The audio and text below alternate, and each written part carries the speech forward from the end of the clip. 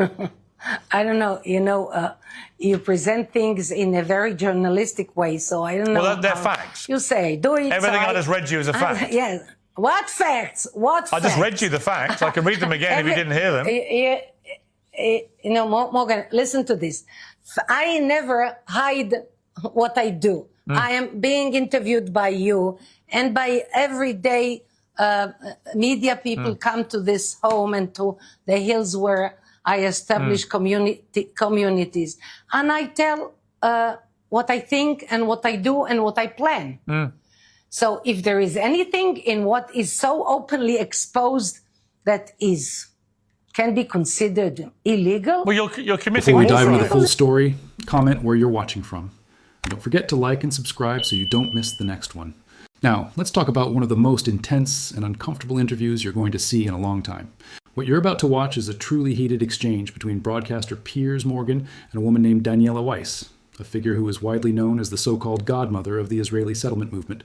For years, she's been one of the most outspoken advocates for expanding Israeli settlements in disputed territories, and she represents a very hardline ideological position that has sparked enormous controversy around the world.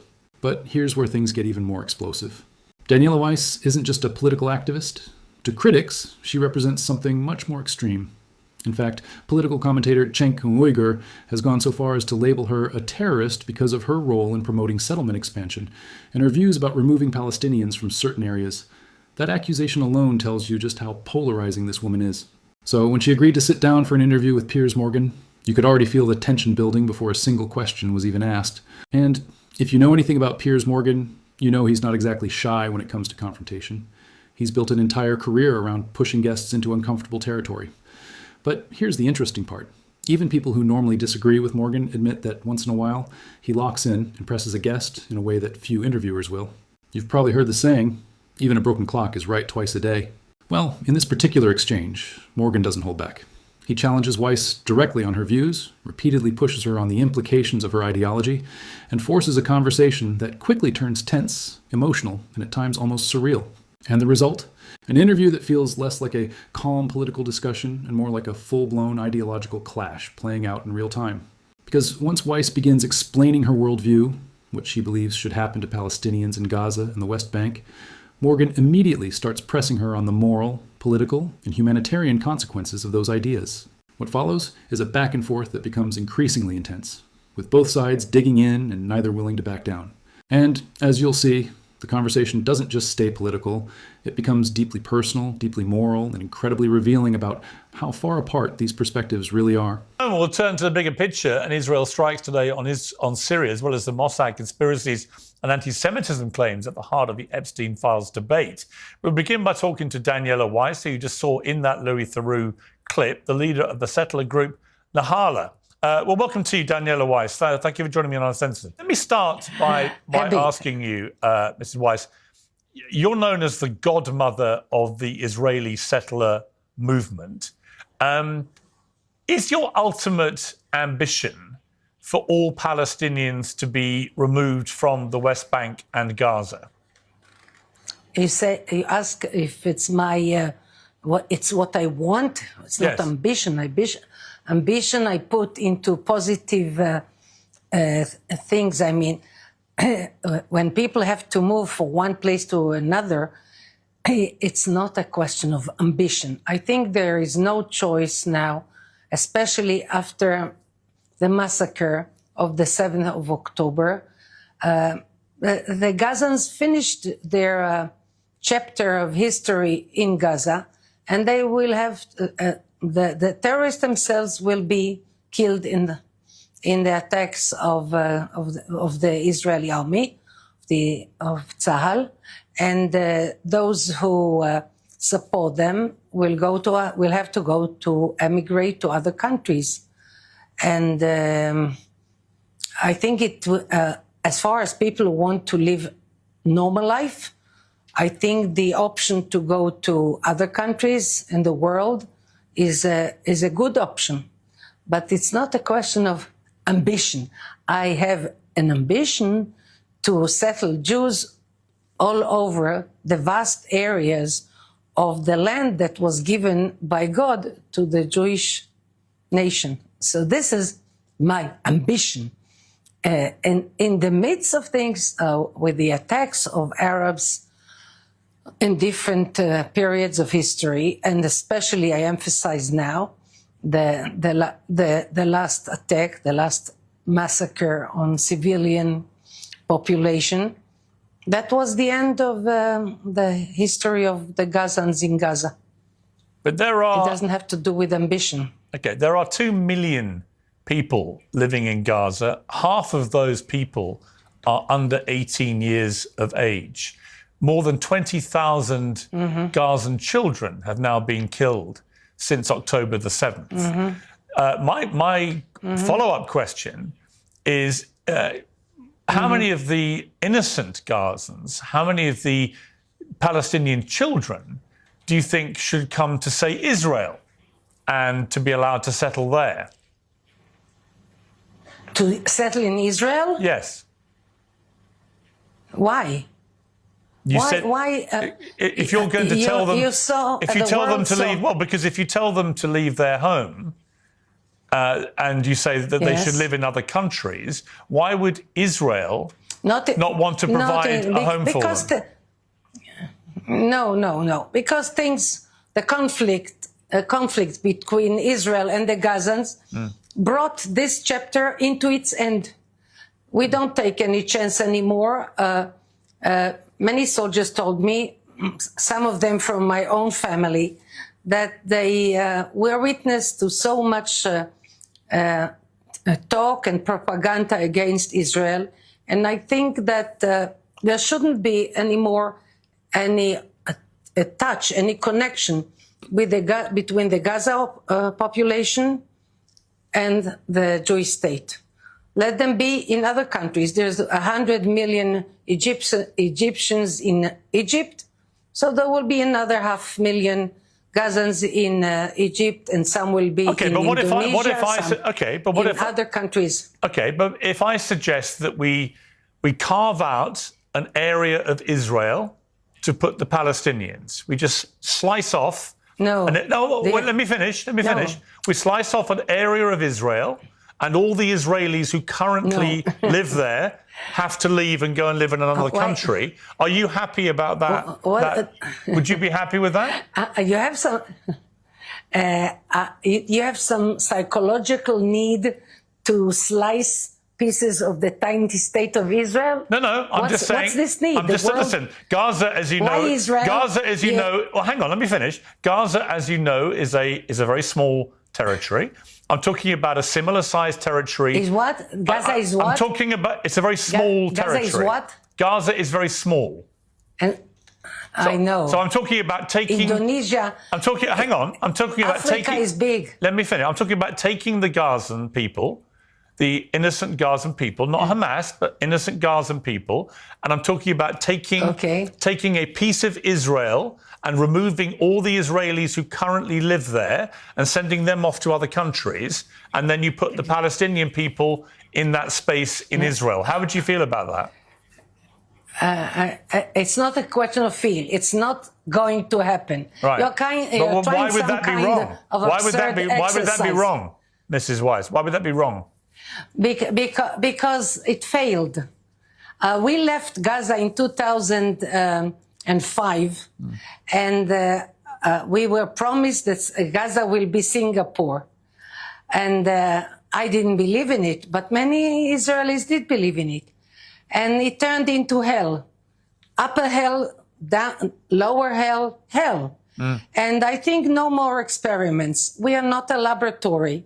We are a nation that wants to live in the land that was given to us, to the Jews, by God. But the Arabs, the Gazans don't want it. I don't want to be an experiment, a laboratory with experiments on the Jewish people. No, so you've made it clear. You think it would be... I answer you very... I want to tell you, what is your private name? Sorry, I don't know what I'm talking about. Too. My name? What is your name? I want to address you. My name is Piers Morgan. Yeah. Morgan? Can I address you Morgan? You can call me what you like. My name is Piers Morgan. Piers? Piers, help me. Piers, what? I want to address you normally as two people who speak. Call me Piers. So it's Piers fine. Morgan, this Call me is what Piers. my... Call me Piers. Piers, okay. So I want to tell you, you want to proceed with an intelligent dialogue, or you are the interviewer and answering.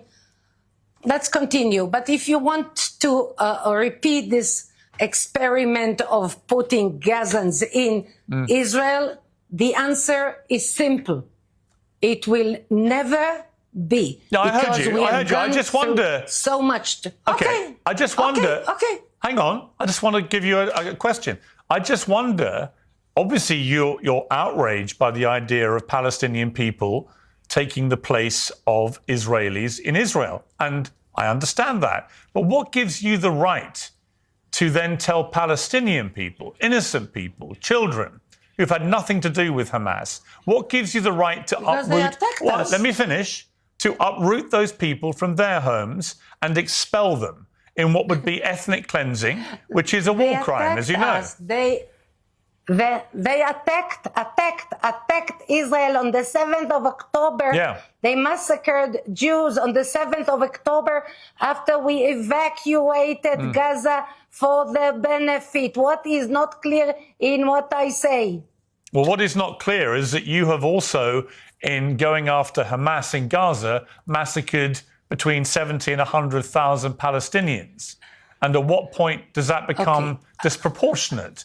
At what point does the fact that the Israeli government continues to prosecute this war in a way that kills so many children, does this become something which is completely unacceptable? Okay, not acceptable. So it's a fact. If they had not, you say that it is not acceptable. I understand that it's not acceptable by you.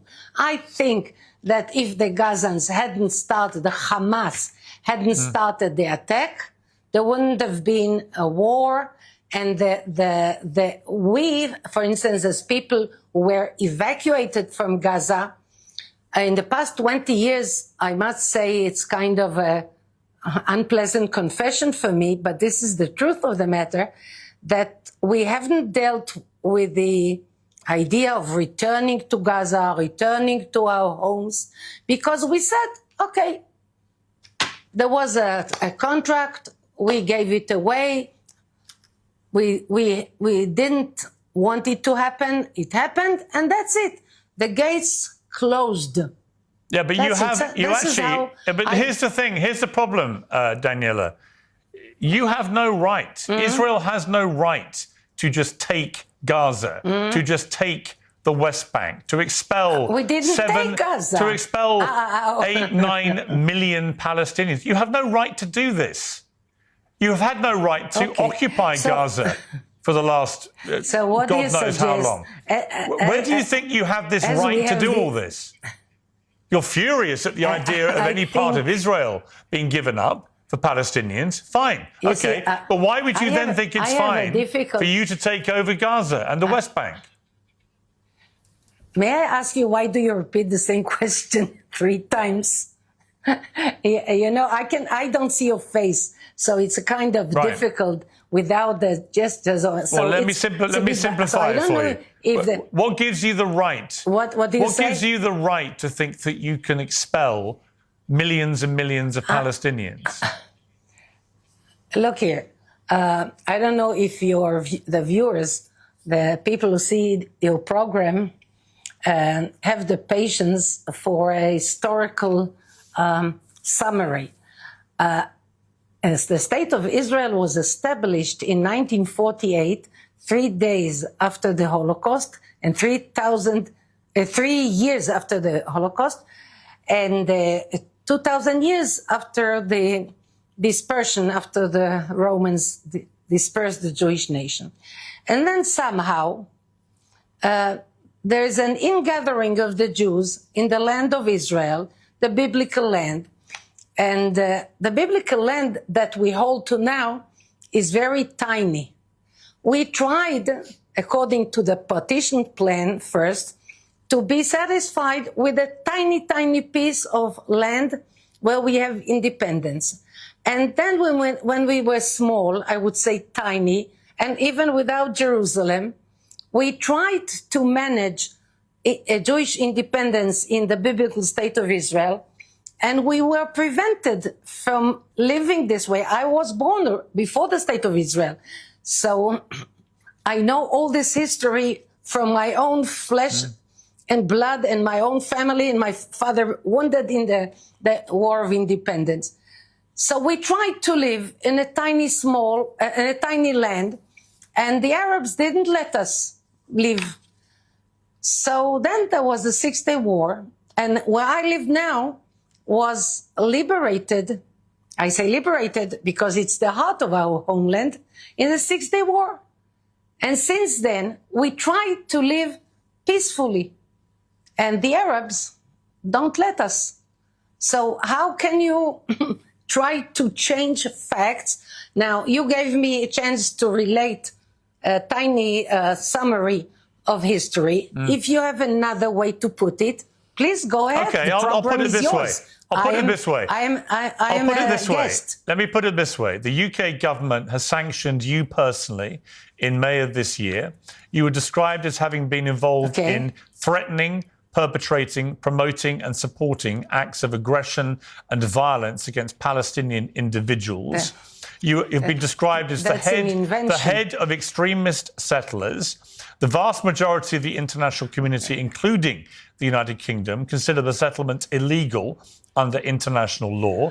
Last year, the UN's top court, the International Court of Justice, said that Israel's occupation of Palestinian territories is against international law, and Israel should stop settlement activity in the occupied West Bank and East Jerusalem and end its illegal occupation of those areas and the Gaza Strip as soon as possible. So that's a bit of history for you, which is that you have been seen as the godmother of Israeli extremists who believe that you have a right to all this land, you have a right to settle where you want to, you have a right to expel all the Palestinians and to take over their land. And I say to you that actually, under international law, you do not have that right. It's actually a crime, what you're doing. And you should stop doing it. So that's my question. My question for you is, why do you continue to break the law? I don't know. You present things in a very journalistic way, so I don't know. Well, they're facts. You say, do it. Everything I just read you is a fact. Yes. What facts? What facts? I just read you the facts. I can read them again if you didn't hear them. Morgan, listen to this. I never hide what I do. I am being interviewed by you, and by everyday media people come to this home and to the hills where I establish communities. And I tell what I think and what I do and what I plan. So if there is anything in what is so openly exposed that can be considered illegal. Well, you're committing war crimes. What is illegal in what I do? You're committing war crimes. Why? So you're speaking to me now. Yeah. You're giving so much time in your program to a person who commits war crimes. Yeah. Why do you do it? I'm holding you to account. What's the sense? I'm holding you to account for your war crimes. I'm telling you should stop your war crimes.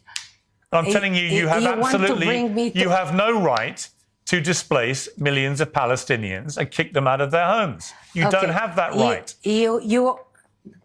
Morgan, you hope that through your program you will enhance the chance that I will be put to trial? Is this why you give me so much time in your program? Yeah, I think ultimately you should face a trial. Yeah, you should. You're breaking the law. Yeah, and you're inspiring other people to break the law. Okay. What shall I tell you?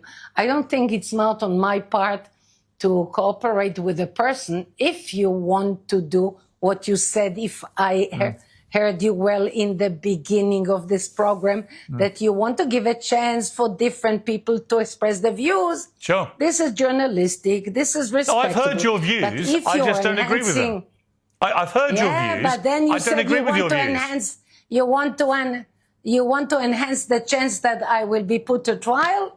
Well, I am not sure this is journalistic, but I'm with you in your hands now until the this interview is finished. I noticed that That's your decision. I noticed that so far you haven't referred to the people of Gaza or the West Bank as Palestinians. Do you believe they're called Palestinians? Palestine the name was given by Adrian, the emperor of Rome, who wanted to obliterate, to put an end to the Jewish existence in the world. So he gave a peculiar name to Jerusalem, Ilia Capitolina, and Israel, Palestina.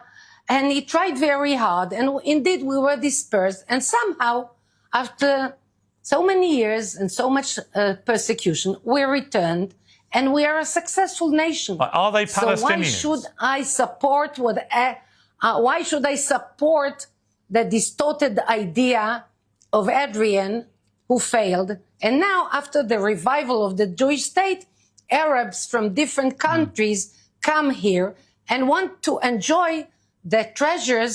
I would say most of them are spiritual, but the treasures of the Holy Land. Right, but just to be clear, you don't believe they're Palestinians. The Jewish success. You will not refer to them as Palestinians, right?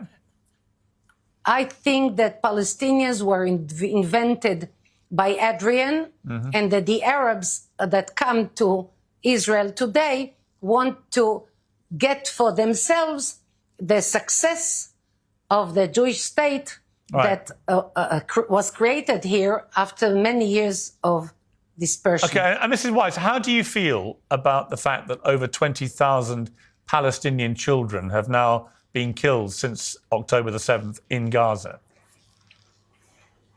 I think that the Palestinians, as you said, I said Palestinians, the Gazans and all Arabs around should stop attacking Israel. Right, I just asked you how you felt about 20,000 children being killed by the IDF.